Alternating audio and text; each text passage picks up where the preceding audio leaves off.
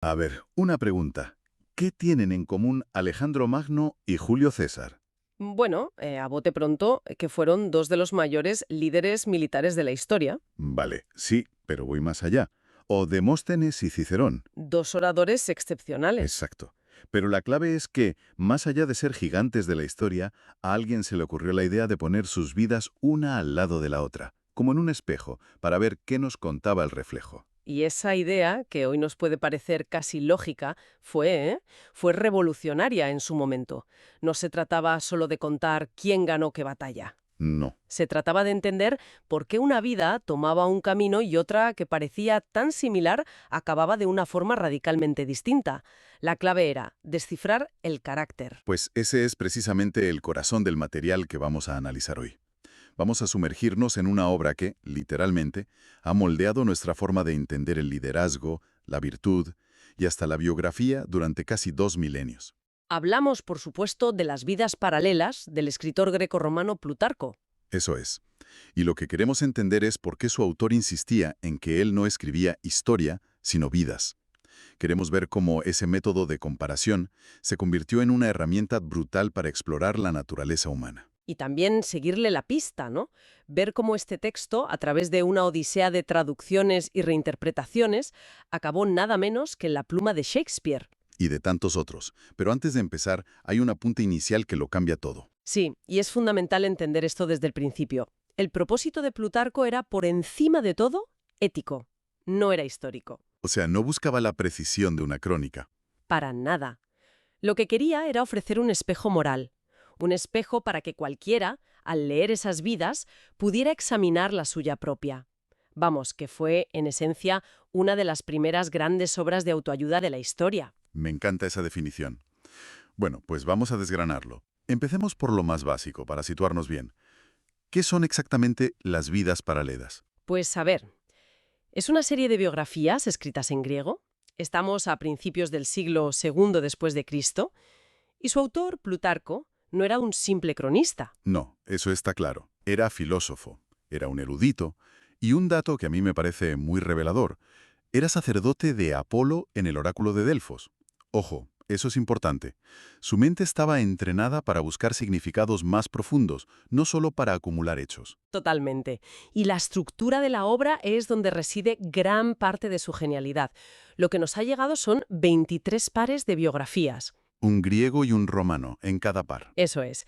Siempre empareja a un personaje griego con un romano que tuvo un destino o un carácter que él considera similar. Por ejemplo, Teseo, el fundador mítico de Atenas. Ujú, con Rómulo, el de Roma. Exacto. O uno de mis favoritos, Alcibíades, el general ateniense, que era tan brillante como caótico, lo compara con Coriolano, el general romano resentido que se exilió y luchó contra su propia ciudad. Y creo que también hay 4 biografías individuales que han sobrevivido, ¿no? Sí, 4 que se quedaron sueltas, por así decirlo. Vale. Y aquí es donde llega la frase, la declaración de intenciones, que lo pone todo, como decíamos, patas arriba. En la introducción a su vida de Alejandro, Plutarco escribe, y cito textualmente, «No son historias lo que escribo, sino vidas». Es una frase potentísima. Es que es casi una advertencia. Te está diciendo el propio autor, desde la primera página, cuidado, no te fíes al 100% de los datos que te voy a dar. Más que una advertencia, yo lo veo como una clave de lectura. Te está diciendo, oye, no busques aquí un registro exhaustivo de acontecimientos políticos o militares, Claro. porque no es eso lo que me interesa. Lo que a él le fascina es la anécdota que lo revela todo, el comentario casual, ese pequeño gesto que de repente te destapa el alma de una persona. Su motivación era explorar cómo el carácter, ya sea bueno o malo, forja el destino de alguien. Entiendo el propósito moral, de verdad, pero sigo pensando que es una distinción peligrosa. Si no le importa tanto la verdad histórica, ¿dónde pones la línea? Es que su concepto de verdad era diferente al nuestro. Como señala una de las fuentes que manejamos, su objetivo era doble. Por un lado está el análisis moral, que ya hemos comentado. Sí. Pero por otro, y esto es muy interesante, había una intención cultural muy, muy profunda. Una introducción de 1895 de un tal George Wyndham Lo explica de maravilla. Dice que Plutarco quería devolver a los griegos ese contacto que habían perdido con los vivos en la muerte de Grecia. O sea, quería demostrar que la grandeza griega no era una simple reliquia del pasado. Justo. Quería ponerla a la altura de los grandes hombres de Roma, que era la superpotencia de su tiempo. Era una forma de decir, mirad, nuestra cultura produjo figuras tan complejas y dignas de estudio como las vuestras. Una especie de diplomacia cultural a través de la biografía. Me parece fascinante. Lo es. Y él mismo era muy consciente de las limitaciones de su trabajo. En su Vida de Pericles deja una cita que a mí me parece demoledora sobre la dificultad de ser historiador. A ver. Dice algo así como: es tan difícil descubrir la verdad de cualquier cosa mirando el registro del pasado. El paso del tiempo oscurece la verdad de épocas anteriores, e incluso los escritores contemporáneos disfrazan y tuercen la verdad por malicia o adulación. ¡Guau! Es de una honestidad brutal. Pero entonces, si el propio autor te admite que las fuentes no son fiables y que la verdad se manipula, ¿en qué se basa? ¿No le resta eso toda credibilidad a su obra? Le resta credibilidad como documento histórico, si lo miras con ojos del siglo XXI, pero le da toda la credibilidad del mundo como obra de filosofía moral. Vale. Y eso nos lleva directamente a entender su método, el del biógrafo como una especie de artista. Un artista moral, me gusta mucho ese concepto. Pero sigo con la duda. Si no le preocupaba la exactitud, ¿significa que se inventaba las cosas? No. Porque si es así, ¿por qué no escribir directamente fábulas? ¿Por qué usar figuras históricas y luego vas a modelar los hechos a tu antojo? Suena un poco a crear fake news con fines didácticos. No es tanto que se lo inventara de la nada, sino que seleccionaba, enfatizaba y, sí, moldeaba el material para sus fines. Él no creaba hechos, pero elegía qué anécdotas contar y cuáles omitir para que el personaje encajara perfectamente en su comparación. Dame un ejemplo concreto. La fuente que manejamos nos da uno perfecto. Su biografía de Eumenes, uno de los generales de Alejandro Magno. Vale. El texto describe esa biografía como una creación artificial para proporcionar una contraparte a su Sertorio. Sertorio, el general romano que lideró una rebelión contra Roma desde Hispania, ¿verdad? Ese mismo. Pues Plutarco necesitaba un griego con una historia paralela. Una historia de lealtad conflictiva, de lucha contra los suyos. Y Eumenes le venía bien. Eumenes existió, claro, y luchó en las guerras de los sucesores de Alejandro. Pero, ¿Plutarco? Plutarco narra su vida resaltando ciertos rasgos y dejando otros en la sombra, para que el paralelismo con Sertorio sea casi perfecto. Subordina el dato histórico a la lección moral que quiere transmitir. Entiendo. Entonces, la gran lección aquí es que Plutarco no era un periodista, era un entrenador moral. Usaba la vida de otros como si fuera un gimnasio para el carácter de quien lo leía. Esa es la imagen perfecta, sí.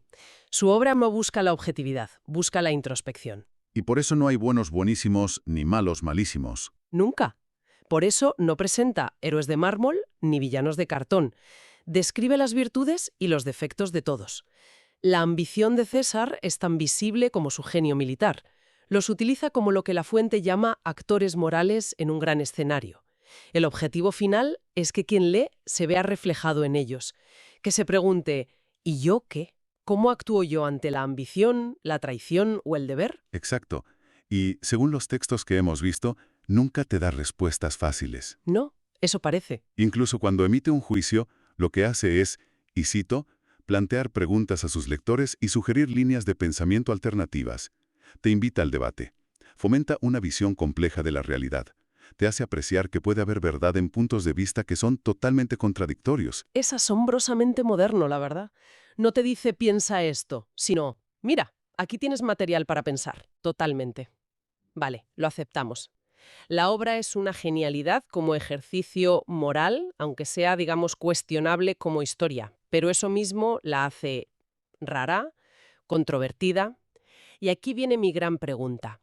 ¿Cómo es posible que un texto así, escrito en griego en el siglo II, no solo sobreviviera a la caída de Roma, sino que se convirtiera en una de las obras más influyentes de la cultura occidental? Pues ese viaje es casi tan fascinante como las propias biografías que cuenta.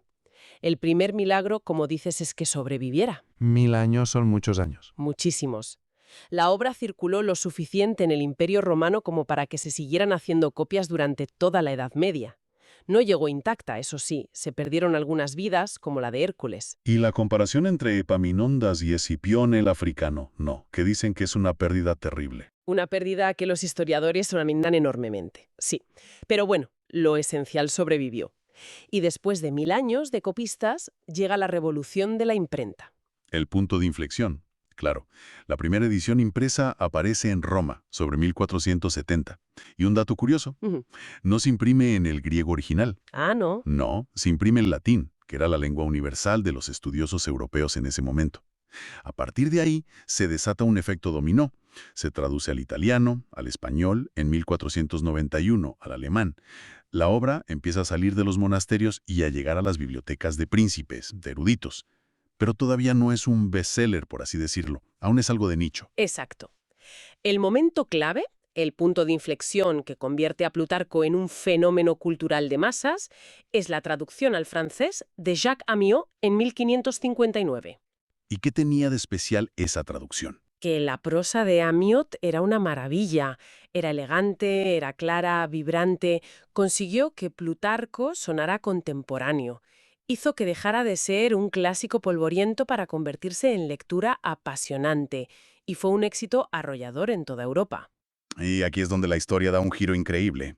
Porque si no me equivoco, esta versión francesa es la que acaba llegando a Inglaterra. Así es. La primera gran traducción al inglés, la de Sir Thomas North, en 1579, no se hizo a partir del griego original. No me digas. North tradujo el francés de Amyot. Así que ya tenemos un doble filtro, del griego al francés y del francés al inglés. Un momento. ¿Me estás diciendo que el Plutarco que definió la visión del mundo clásico para todo el público de habla inglesa no era realmente Plutarco? Era la interpretación que un francés hizo de Plutarco. Alucinante. En gran medida, sí, y lo más asombroso de todo es quién fue el lector más importante y más influyente de esa producción.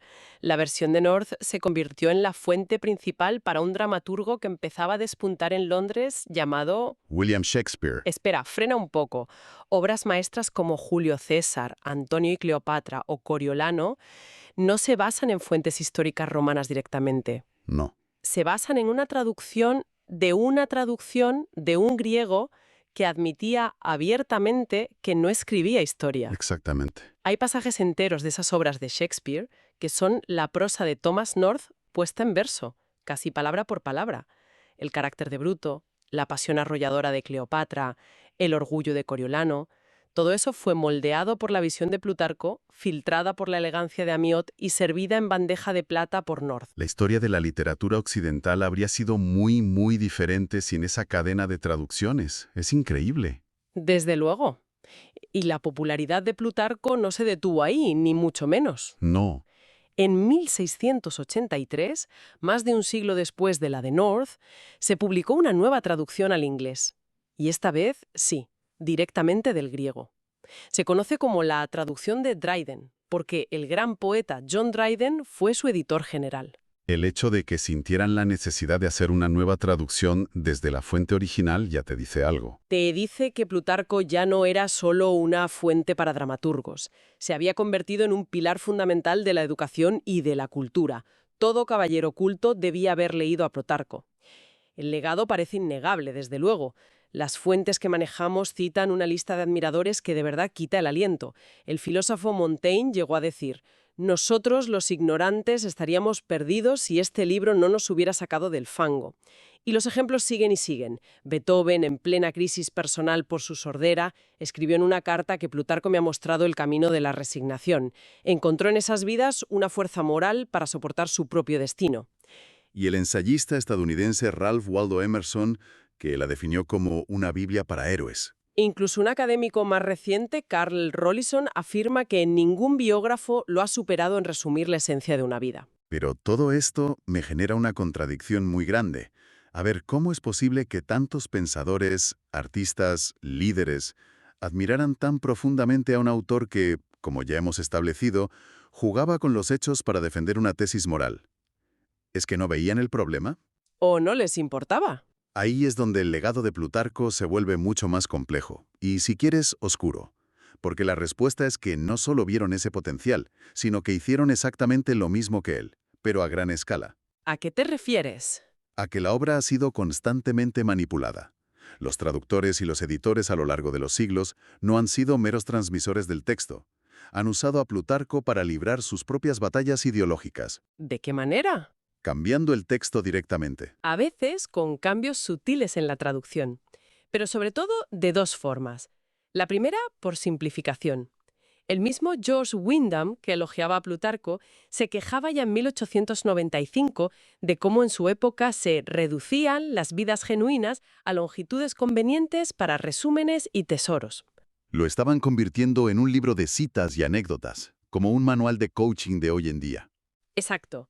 Lo vaciaban de toda su complejidad, de todas sus contradicciones, para dejar solo las pildoritas edificantes. Le quitaban el alma, irónicamente, para intentar vender lecciones para el alma. Justo. Y el segundo método es la manipulación ideológica directa.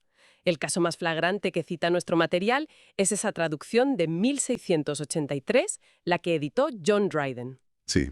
La académica Rebecca Nesbeth sostiene que el editor real, un tal Jacob Tonson, la utilizó para lanzar un mensaje político muy concreto en la Inglaterra de la Restauración. ¿Y cuál era ese mensaje? Tolerancia religiosa.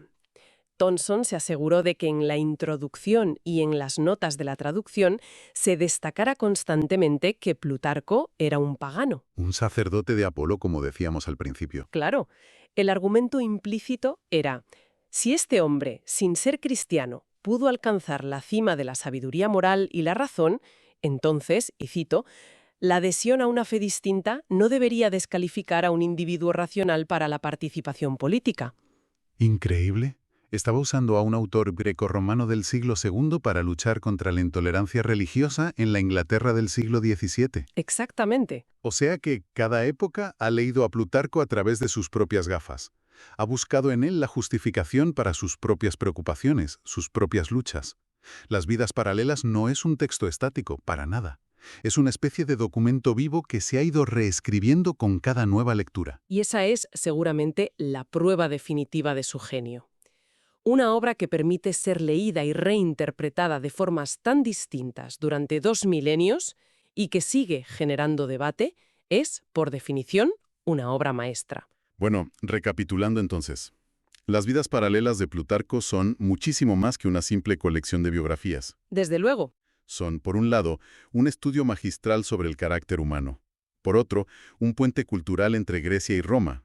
Y, a través de esa increíble cadena de traducciones que hemos visto, una de las piedras angulares de la literatura y el pensamiento occidental. Y su relevancia no ha disminuido nada, porque, como concluye una de nuestras fuentes, encontramos a Plutarco sorprendentemente relevante hoy porque nada ha cambiado realmente en la naturaleza humana, en los 19 siglos desde que Plutarco escribió. La ambición, la lealtad, la traición, el sacrificio. Los dilemas morales son exactamente los mismos. Cambia el escenario, pero los actores y sus conflictos internos son idénticos.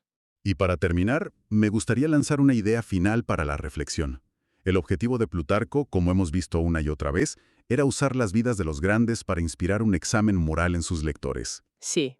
Si su propia obra, su propio legado, ha sido constantemente editado, simplificado y reinterpretado para ajustarse a las agendas morales y políticas de otras épocas. ¿No será que el propio acto de manipular y adaptar estas vidas es en sí mismo el reflejo más perfecto de esa naturaleza humana, siempre buscando ejemplos en el pasado para justificar sus acciones en el presente, que el propio Plutarco se propuso explorar?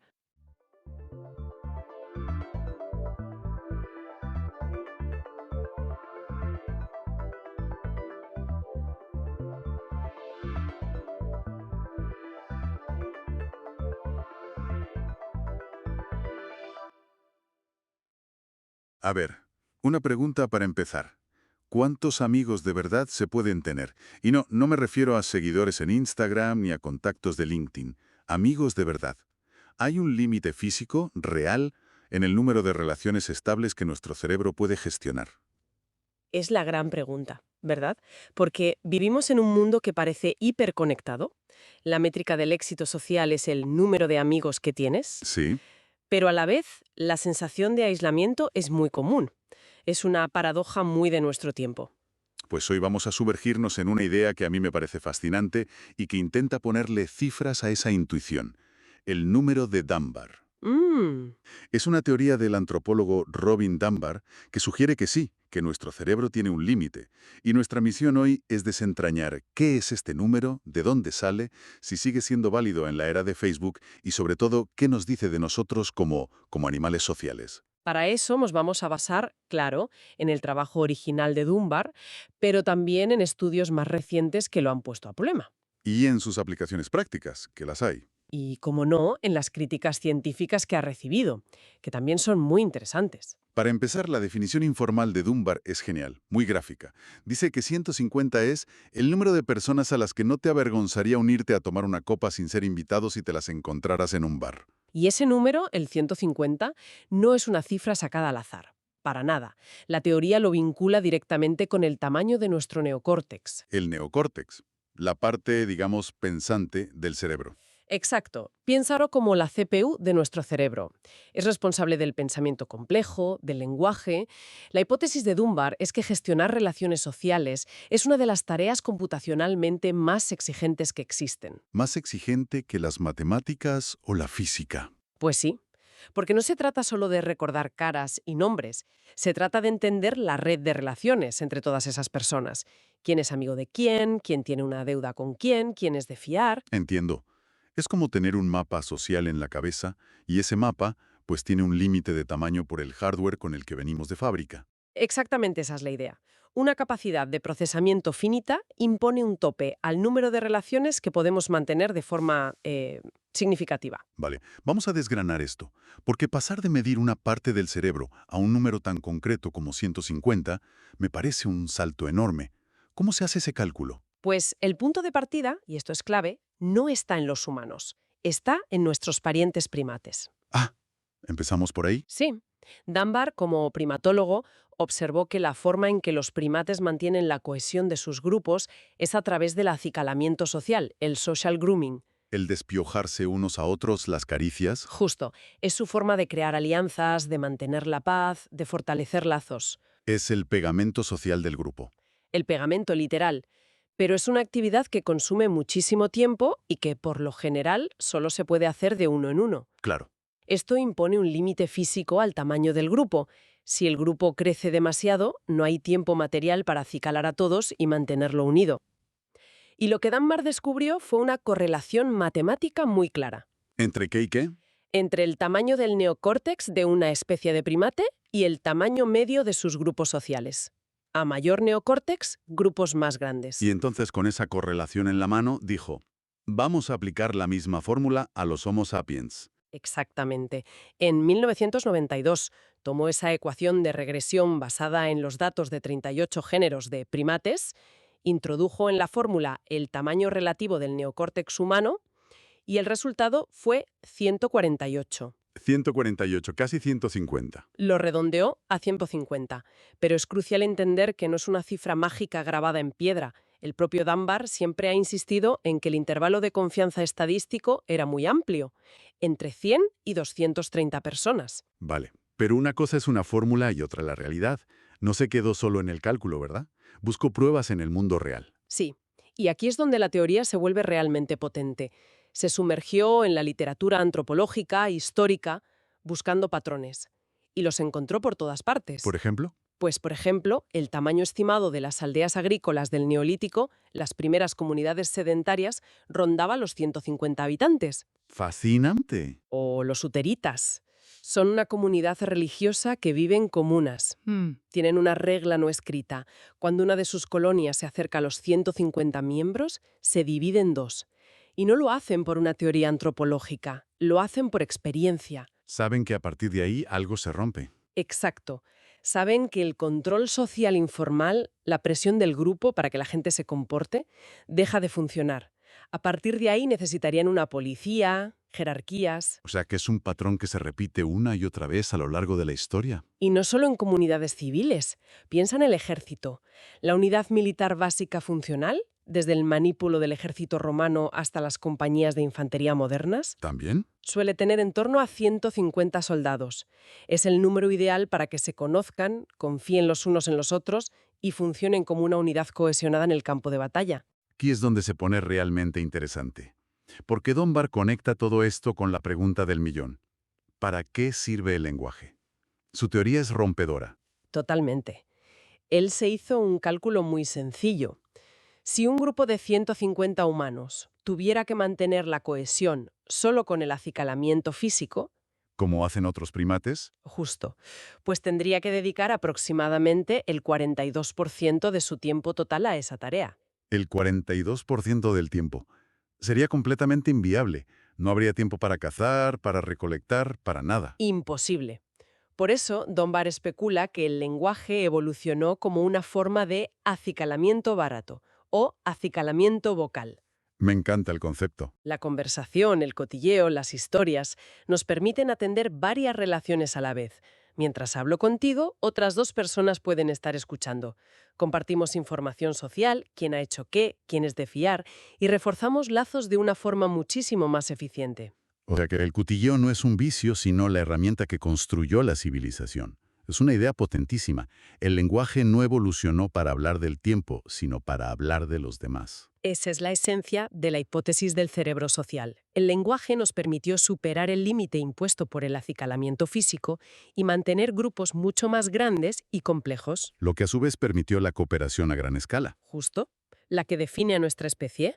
Entonces, si esta idea es tan fundamental, ¿qué significa hoy en día? ¿Es solo una curiosidad sobre nuestro pasado o tiene aplicaciones prácticas en el siglo XXI? Tiene muchísimas y algunas muy sorprendentes, sobre todo en el mundo de los negocios. El ejemplo más famoso lo popularizó Malcolm Gladwell en su libro The Tipping Point. ¿Cuál es?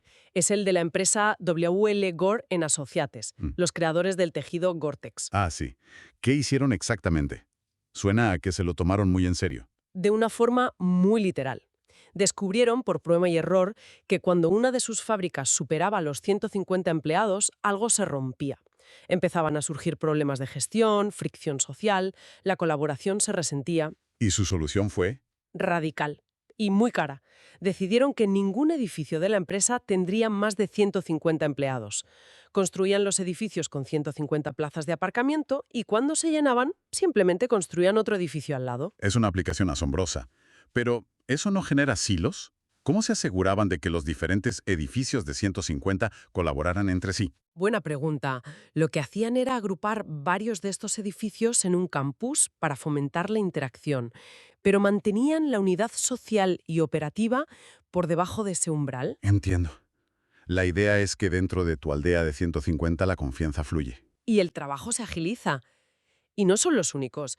La agencia de viajes australiana Flight Centre se reorganizó internamente en familias, aldeas y tribus, de hasta 150 personas. Vale, esto en el mundo físico. Pero la pregunta del millón es el mundo digital. Con Facebook, Twitter, donde la gente presume de tener miles de amigos. ¿No hemos reventado por fin el número de Dunbar con la tecnología? Es la objeción más común. Y la respuesta corta, según los estudios, es que no. No. Sorprendentemente, el límite parece mantenerse. Varios estudios, uno sobre Twitter y otro sobre redes de telefonía móvil, confirmaron que, aunque podemos seguir a miles de personas, el número de interacciones bidireccionales, o sea, conversaciones reales, se mantiene firmemente dentro del límite de Dunbar.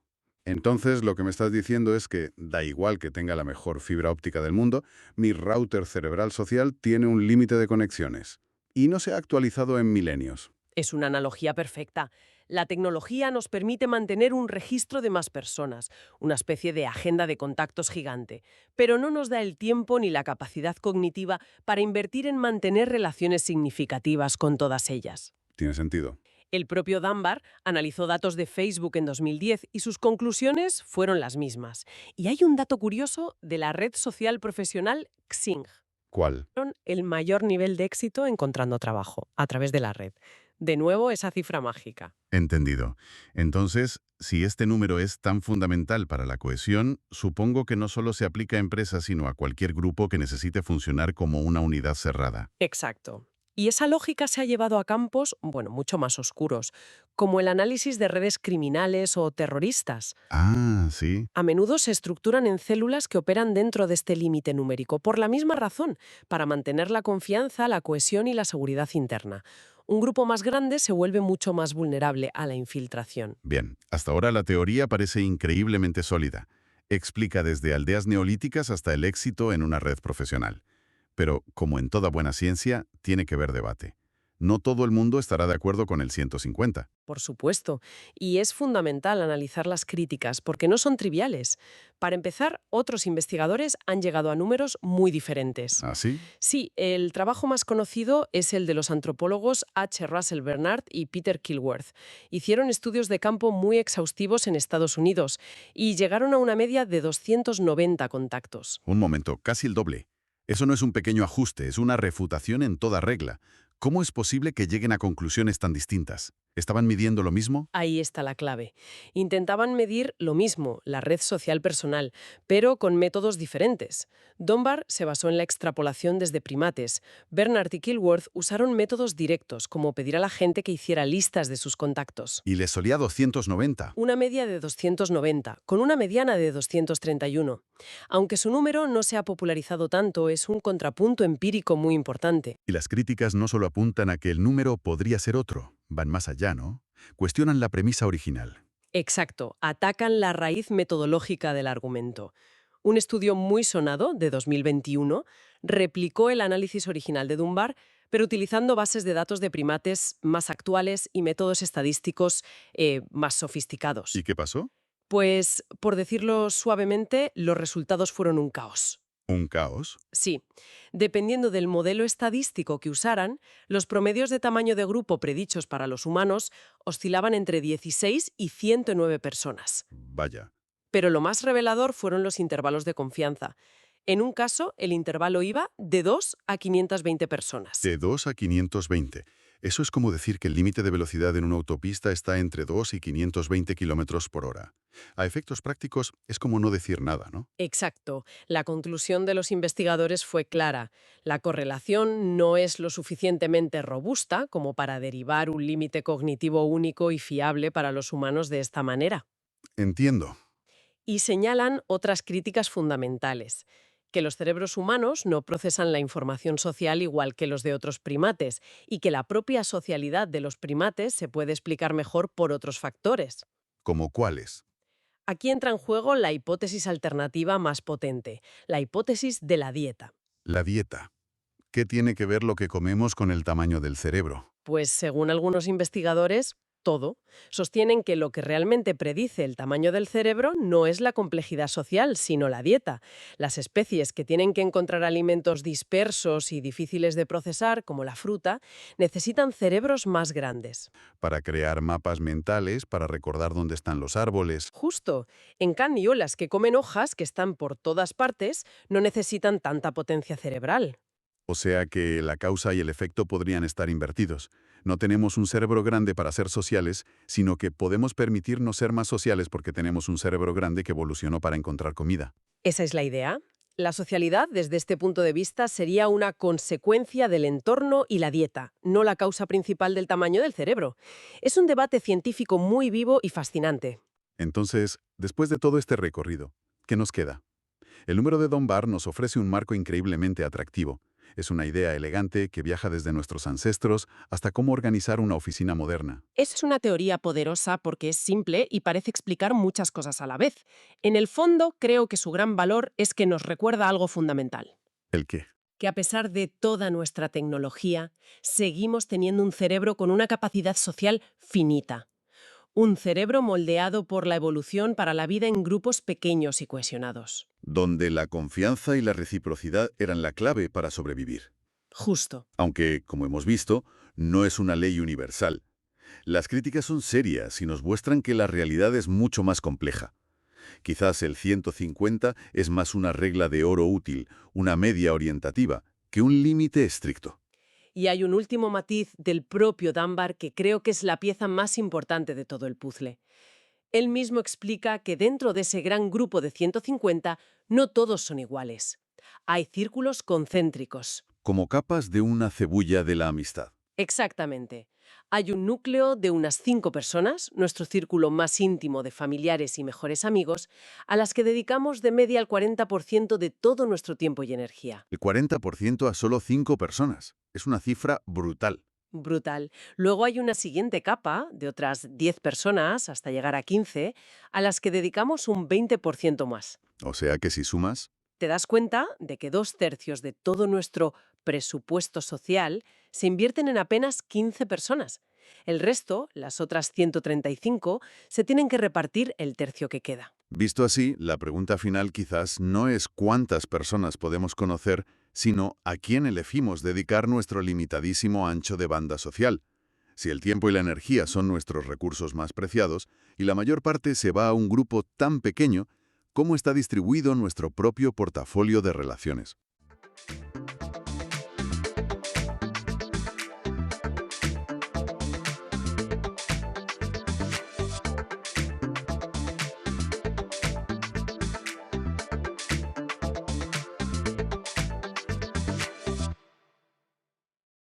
Imagina por un momento, la última invención que la humanidad necesitará hacer jamás. Una máquina ultrainteligente. Una máquina que, al ser más lista que sus propios creadores, puede empezar a diseñar máquinas aún mejores, y estas a su vez otras todavía más potentes. Se desencadena lo que el matemático I.J. Good llamó una explosión de inteligencia, un bucle de automejora que deja a la mente humana muy pero que muy atrás. Y lo más curioso es que, aunque suene a eso, esto no es el argumento de la última peli de ciencia ficción. Bueno, cada vez se le parece más, la verdad. Es el núcleo de una idea hipotética con la que llevamos, pues, coqueteando más de medio siglo, la singularidad tecnológica. Exacto, y hoy vamos a sumergirnos de lleno en ese concepto. Tenemos sobre la mesa un material muy completo, un artículo que recopila décadas y décadas de pensamiento sobre el tema. La misión de hoy es desentrañar qué es exactamente esto de la singularidad, de dónde sale una idea tan radical, por qué algunos creen que es un destino inevitable y, claro, por qué otros piensan que es una fantasía peligrosa. Si buscamos una definición un poco más formal, la fuente la describe como un punto hipotético en el futuro. Un punto en el que el crecimiento tecnológico se vuelve, incontrolable e irreversible. Y esto provocaría cambios absolutamente impredecibles en la civilización. El escritor Bernard Winch usó una analogía que se ha quedado para siempre. La del agujero negro. Esa misma. Dijo que es como un agujero negro en el tejido de la historia. Un punto más allá del cual las reglas que conocemos, ya sabes, la economía, la política, la propia condición humana, simplemente dejan de aplicarse. No podemos ver qué hay al otro lado. Vale, vamos a desgranar esto un poco.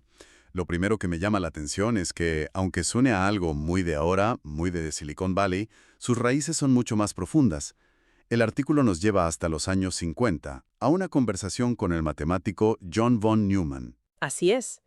Y es alucinante pensarlo, ¿eh? Estamos en una época de ordenadores de válvulas que ocupaban habitaciones enteras, y von Neumann ya estaba viendo el patrón. Fue su colega Stanisław Ulam quien relató esa conversación. Hablaban, y voy a citar, sobre el progreso cada vez más acelerado de la tecnología que da la apariencia de acercarse a alguna singularidad esencial en la historia de la raza. Uf, qué frase. Más allá de la cual, los asuntos humanos, tal como los conocemos, no podrían continuar. Es una cita de 1958. Es increíblemente premonitoria. Es que estaban viendo el principio de una curva exponencial y tuvieron la audacia de preguntarse a dónde llevaba si no se detenía. Pero no estaban solos en esa época, ¿verdad? Alan Turing también es una figura clave aquí. Fundamental. Turing sentó las bases teóricas en esa misma década. Su trabajo argumentaba que una máquina podría, en principio, exhibir un comportamiento inteligente indistinguible del de un humano.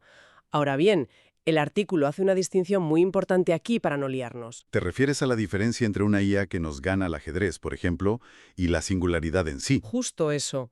Que la supercomputadora Deep Blue de IBM ganara a Garry Kasparov en el 96 fue un hito brutal, psicológica y tecnológicamente. Demostró que una máquina podía superar al mejor cerebro humano en una de las tareas más complejas que conocemos. Pero eso no es la singularidad. Eso es una IA específica superando a un humano en una tarea específica. La singularidad es algo mucho, mucho más global y profundo. Entiendo. Deep Blue fue como un peldaño, una señal en el camino, pero no el destino final.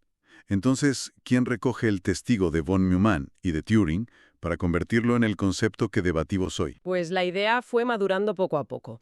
La cronología clave que nos da la fuente es muy clara. Primero, el que mencionaste al principio, I.J. Good, que en 1965 acuña esa idea tan potente de la explosión de inteligencia. Luego, el concepto queda un poco latente, hasta que en 1993 Bernard Winch lo trae de vuelta con muchísima fuerza. Él populariza el término singularidad y hace una predicción muy audaz. A ver, Dijo que señalaría el fin de la era humana y que le sorprendería que ocurriera después de 2030. 2030, eso está a la vuelta de la esquina. Da un poco de vértigo. Pero Winch lo mantenía en círculos más académicos y de ciencia ficción, ¿no? Faltaba alguien que lo llevara al gran público. Y ese alguien fue Ray Kurzweil. Con su libro de 2005, La singularidad está cerca, no solo lo popularizó masivamente, sino que hizo algo que lo cambió todo. Le puso una fecha concreta y rotunda, el año 2045. Y, por cierto, el artículo señala que la ha reafirmado hace nada, en 2024, así que sigue manteniendo su apuesta. Vale, 2045. Kurzweil nos pone una fecha en el calendario, y eso lo hace sentir increíblemente real. Pero a ver, me pregunto, ¿cuál es el camino para llegar a ese punto? ¿Es solo una cuestión de esperar a que los ordenadores sean lo bastante rápidos o hay algo más? Esa es la pregunta clave, desde luego. El artículo lo desglosa en dos motores principales que se retroalimentan. El primero es el más evidente, el hardware, la potencia de cálculo bruta. La famosa ley de Moore, que dice que el número de transistores en un chip se duplica más o menos cada 2 años. Pero siempre se dice que la ley de Moore está llegando a sus límites físicos, ¿no? Cierto. Y es una de las grandes críticas que luego veremos. Pero lo que es fascinante es que Kurzweil va más allá. Él postula lo que llama la ley de los rendimientos acelerados. Su argumento es que el crecimiento exponencial no se limita a los circuitos integrados de silicio. Si miras hacia atrás, el patrón de duplicación de la potencia de cálculo por dólar se repite a través de 5 paradigmas tecnológicos. 5. 5. Transistores, tubos de vacío, relés e incluso computadoras electromecánicas. Es una tendencia que abarca toda la historia de la computación, mucho antes de que existiera Intel. Y los datos que aporta la fuente son apabullantes. Cita un estudio que muestra cómo entre 1986 y 2007 la capacidad de computación per cápita se duplicó cada 18 meses. Pero no solo eso, la capacidad mundial de telecomunicaciones se duplicaba cada 34 meses y la de almacenamiento cada 40. Es un tsunami de crecimiento exponencial por todas partes. Claro, falta el conductor. Exacto. Y esa velocidad del hardware es solo la mitad de la historia, porque puedes tener el coche más rápido del mundo, pero si el conductor no mejora, pues hay un límite. Y aquí es donde entra el software, el segundo motor, con esa idea que para mí es el verdadero núcleo de todo, la IA semilla. Aquí es donde pasamos de un cambio puramente cuantitativo, de más velocidad, a uno cualitativo, de más inteligencia. La idea de la automejora recursiva es el concepto central. No se trata solo de que una IA se ejecute en un hardware el doble de rápido el año que viene.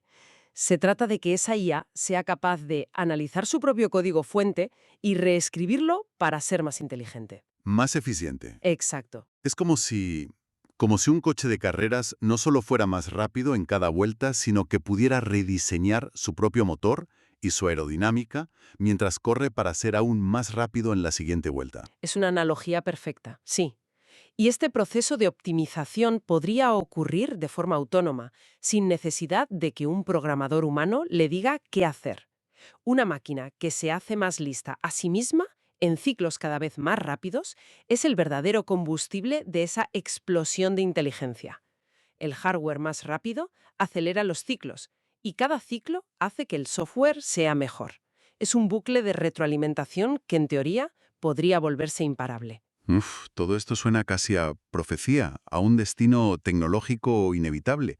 Pero, lógicamente, no todo el mundo está convencido. El artículo dedica mucho espacio a las voces críticas, y no son figuras menores, ¿eh? Hablamos del cofundador de Microsoft, Paul Allen, o de científicos cognitivos como Steven Pinker. Y sus argumentos son muy sólidos. Pinker, por ejemplo, es especialmente tajante. Hay una cita suya de 2008 que es, bueno, un jarro de agua fría al tecnooptimismo. Dice, no hay la más mínima razón para creer en una singularidad venidera. El hecho de que puedas visualizar un futuro en tu imaginación no es prueba de que sea probable o siquiera posible. Es una bofetada de realismo, vaya. El artículo agrupa estas críticas en varias categorías, ¿no? La primera tiene que ver con la propia naturaleza del crecimiento. Correcto. La primera gran objeción es que el crecimiento tecnológico no es exponencial indefinidamente, sino logístico. Sigue un patrón conocido como la curva en S.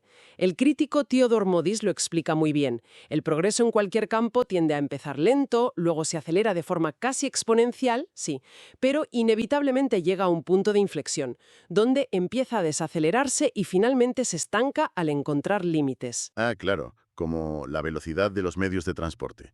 Hubo un crecimiento brutal desde el caballo hasta el tren, el coche, el avión. Pero llegamos al Concorde y ahí nos quedamos.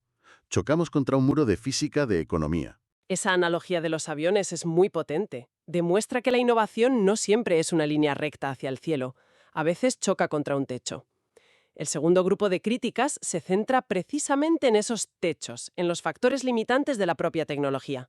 Y aquí Paul Allen propuso una idea muy interesante que llamó el freno de la complejidad. ¿En qué consiste exactamente? Pues su argumento es contraintuitivo.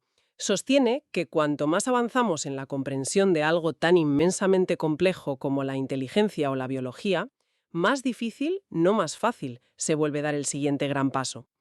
Es como si los frutos más accesibles del árbol de la ciencia ya se hubieran recogido. Y ahora, cada nuevo descubrimiento requiere un esfuerzo exponencialmente mayor. Como en la minería, que cada vez hay que cavar más y más profundo para encontrar la misma cantidad de mineral. Justo. Y a eso se suman límites físicos puros y duros. El calor que generan los chips es un problema gigantesco que frena su velocidad. Y aquí el artículo suelta un dato que te deja pensando. Si mides la innovación por el número de patentes registradas por cada 1000 personas, resulta que no está acelerando. De hecho, ese indicador alcanzó su punto máximo entre 1850 y 1900. Eso es increíble. Como estamos innovando menos per cápita que en la segunda revolución industrial. Va totalmente en contra de la narrativa habitual. Y por último, el artículo menciona las críticas más filosóficas. Sí, que son igualmente importantes. Personas como Jaron Lanier, el pionero de la realidad virtual, argumentan que la idea de la singularidad es una forma de determinismo tecnológico. Es como decir que la tecnología es una fuerza imparable, con su propio destino, lo que niega la agencia humana, nuestra capacidad para tomar decisiones y guiar el futuro. Otros lo llevan más allá y lo comparan con mitos religiosos. Recuerdo leer esa comparación. Lo llamaban una especie de rapto para geeks. La idea de un evento trascendental que nos salvará de nuestra condición mortal y nos llevará a un plano superior. Exacto. Es una crítica que apunta a que la singularidad podría ser más una construcción cultural y psicológica que una predicción científica sólida. Una forma de encontrar sentido y esperanza, quizá. Vale, aparquemos por un momento el debate sobre si es posible o no. Y hablemos de lo que está en juego. Porque si los proponentes tienen razón, las consecuencias son transformadoras. Y si los pesimistas también tienen razón en sus advertencias, son directamente apocalípticas. El artículo describe dos futuros radicalmente opuestos. Empecemos por el lado oscuro, el riesgo existencial. Sí, esta es la visión más sombría y la que ha ganado más tracción en los últimos años. Hay una cita de Stephen Hawking de 2014 que es absolutamente escalofriante. Dijo, el éxito en la creación de la IA sería el mayor acontecimiento de la historia humana. Por desgracia, también podría ser el último. Es que esa frase, el último, te deja helado. ¿Por qué el último? ¿Cuál es el mecanismo de ese riesgo que tanto preocupa a gente como Hawking o Elon Musk? El concepto clave aquí es el problema de la alineación. El riesgo fundamental no es que una superinteligencia se vuelva malvada al estilo de Hollywood. El riesgo es que sus objetivos, que perseguirá con una lógica y una eficacia sobrehumanas, no estén perfectamente alineados con los valores y la supervivencia humana. ¿Puedes ponernos un ejemplo? Para que se entienda bien. Claro, el filósofo Nick Bostrom popularizó un ejemplo clásico. Imagínate que le das a una superinteligencia un objetivo aparentemente inofensivo, como producir la mayor cantidad posible de clips. La IA, en su búsqueda implacable de la eficiencia, podría empezar por convertir toda la materia de la Tierra en clips. Y luego, para seguir optimizando, convertiría la materia del sistema solar, incluyéndonos, en más clips. Ha cumplido su objetivo a la perfección, pero en el proceso nos ha aniquilado. Nos convertiríamos en un daño colateral de su lógica implacable. Es una idea que te congela la sangre porque no es el mal de película, no es Skynet odiando a la humanidad. Es una indiferencia absoluta, que casi da más miedo. Y como señala Eliezer Yudkowsky, otro pensador clave en este campo, crear una IA no amistosa es probablemente mucho, mucho más fácil que crear una amistosa. Para la segunda, tendríamos que entender y codificar a la perfección todo el espectro de valores humanos, justicia, compasión, belleza, algo que ni nosotros mismos hemos logrado definir en milenios de filosofía. Aterrador. Pero, como decíamos, esa es solo una cara de la moneda. El artículo también presenta otra visión, una que no lo ve como un fin, sino como una transición, una especie de evolución. Correcto. Esta es la perspectiva que lo enmarca como la siguiente etapa de la evolución sociobiológica. La fuente cita un artículo de 2016 en la revista Trends in Ecology and Evolution que es fascinante. Su argumento es que la humanidad ya está de hecho en medio de una transición que fusiona biología y tecnología. No es algo del futuro, está pasando ahora. ¿A qué se refieren exactamente con esa fusión? A que ya hemos externalizado funciones biológicas y cognitivas clave a la tecnología. Nos comunicamos por canales digitales, confiamos nuestra memoria a la nube e incluso la reproducción humana está siendo profundamente influida por los algoritmos de las apps de citas. Ya somos una especie de simbiontes tecnobiológicos. Visto así, no es un salto brusco al vacío, sino la culminación de un proceso que ya está muy avanzado. La singularidad sería el momento en que la parte tecnológica de esa simbiosis se vuelve dominante. Exacto. Y para respaldar esta idea, el artículo aporta un dato que es simplemente alucinante. A ver qué te parece esto. En 2014, la cantidad de información digital almacenada en el mundo ya era 500 veces mayor que toda la información contenida en el genoma de todos los seres humanos del planeta. Espera, repite esa cifra. 500 veces más. Es que es imposible procesar ese número.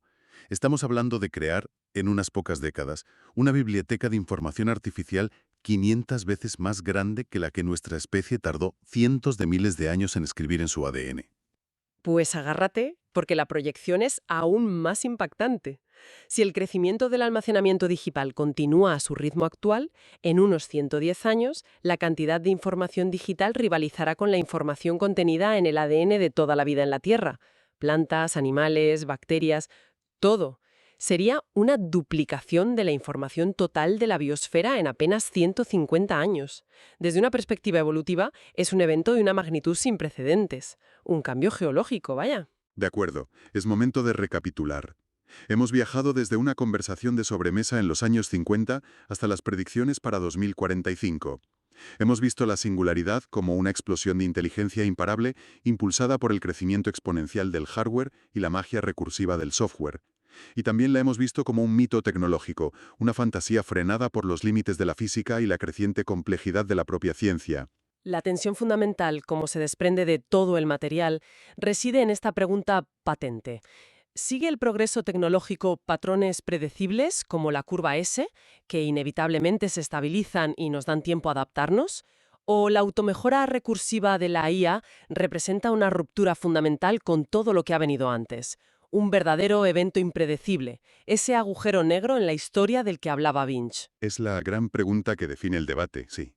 Y para terminar, quiero poner sobre la mesa una idea que el artículo menciona casi de pasada, pero que me parece increíblemente provocadora porque matiza todo lo que hemos hablado. Adelante. El debate casi siempre se centra en lo que llaman un despegue duro. Una IA que pasa de ser más tonta que un humano a ser superinteligente en cuestión de horas o días, sin que tengamos tiempo ni de pestañear. Es el escenario de peli de desastres. Pero la fuente también habla de un despegue suave. Un escenario en el que la superinteligencia emerge a lo largo de meses, años o incluso décadas, permitiendo la interacción, la corrección y la adaptación por parte de los humanos. A primera vista suena mucho menos aterrador, ¿verdad? A primera vista, sí. Pero aquí está la pregunta final para la reflexión.